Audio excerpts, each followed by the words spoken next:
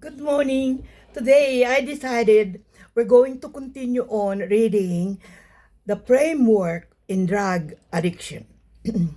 The four C's like cravings, compulsion, control of, and consequences. Today I'm going to read something about cravings, recovery, and relapse. We're not going to cover it through and through, just a little bit so that we have words that maybe it's worth looking in the dictionary. But beforehand, I'm going to tell you this. This is from the Spiritual League post. Be careful telling people about your goals, your dreams, and your plans. Even your achievement. Not everybody is going to feel happy or joyful for you. There is what they call the evil eye and the green eye. Green eye jealousy. Evil eye is something like they think negatively of your effort. The best defense, a weapon against toxic, malicious people, is to stay silent with whatever you do, whatever you plan in your life. You don't have to tell everything about them. When they say, how are you? Just tell them, I'm doing just fine. I'm fine.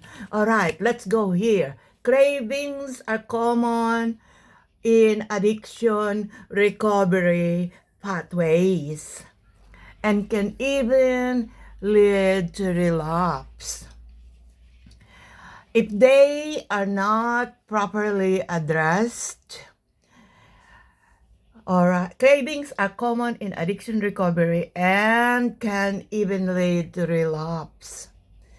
If they are not addressed properly, triggers are internal or external stimuli that can lead to substance behavior, and people were seeking, looking for more when they have already decided to stop and change their drug use habit. To manage trigger, you can keep a journal challenge of intrusive thoughts. Seek advice and recognize that these triggers and cravings are temporary. Nothing in life is permanent. If you learn, you relearn. Addiction can be anything: coffee, sugar, and tea. Sweet, it doesn't have to be drugs and alcohol. Addiction can be with anything. You can be addicted to love somebody. You know the song, the Bee Gees song, to love somebody like that. Right. To manage triggers, you can keep a journal, challenge intrusive thoughts, seek advice, and recognize that these triggers and cravings are temporary. To work through cravings, you can try to focus on managing your triggers and utilize mindfulness technique or self-care to remind yourself of your long-term recovery pathway goals or what you want to be. Right. Addiction recovery often brings about intense growing pains. Although they are uncomfortable, these growing pains are necessary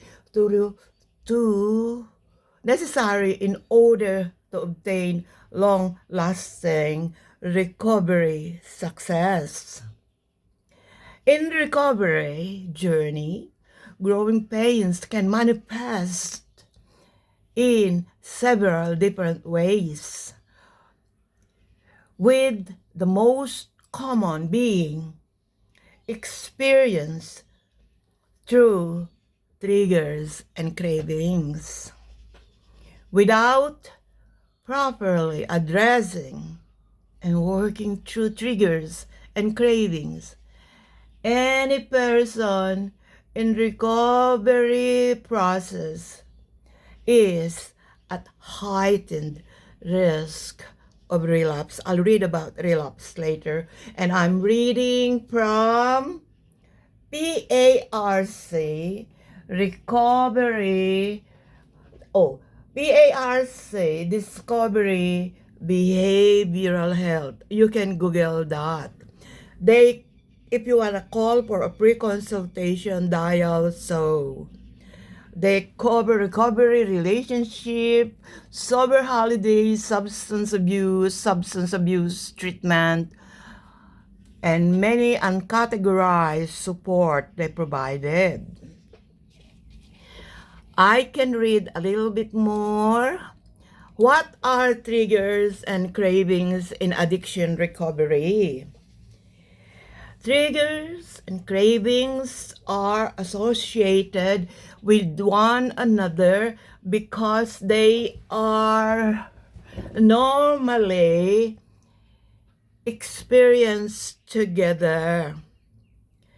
A trigger is some kind of cue, it's a sign, a cue or risky reminder that puts mental and emotional strain on a person. It occupies the person's mind, if the person don't do nothing else.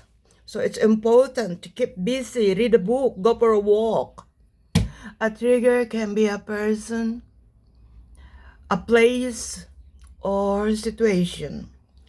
Triggers can also be internal and such as having intrusive thoughts, idolizing past substance use, or feeling of overwhelming need to isolate or escape. There's no need, there's help. Reach out, pick up the phone, call a friend, go and see your friend, spend time with your friend.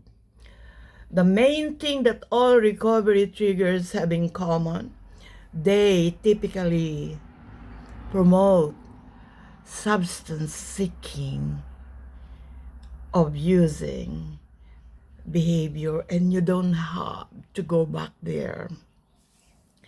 Similarly, cravings are a strong feeling of desire for something in recovery. Cravings are having a strong desire to use substance or get high. In other words, triggers cue the desire to use a substance. Know your triggers. Get your journal, write it down. Write the intrusive thoughts down and reflect upon every word that you will write in that journal. Substance use impact the brain in many, many ways. The severity of experience, triggers, and cravings is dependent on several factors such as drugs of choice, intensity of drug use, and frequency of drug use. Those three. Drug of choice, intensity of drug use, and frequency of drug use. No matter what stage of recovery you are in, it is essential for you to reflect on any and all triggering situation and experiences that may heighten your risk of relapse. Once you are able to recognize your triggers and cravings, you will have to find ways to manage them so that you are or you can maintain your sobriety long term. You can tell your friends. You can tell your friends to support you, to help you. Leave an open line of communication with your family so they can support you. No one is ever alone. There's people to help you. There's help available. Seek help immediately. Never stay silent. Every situation in life is temporary. When your life is good, enjoy it fully. When it's not, and it happens, do remember, nothing is permanent. It will not last. Better days are coming. Remember, never let the same mistake happen twice. Too wrong does not make it right. Learn about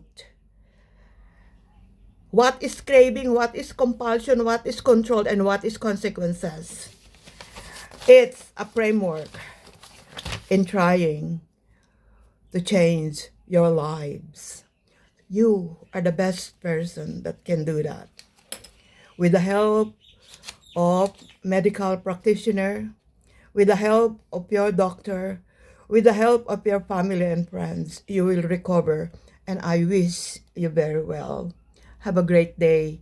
Follow for more.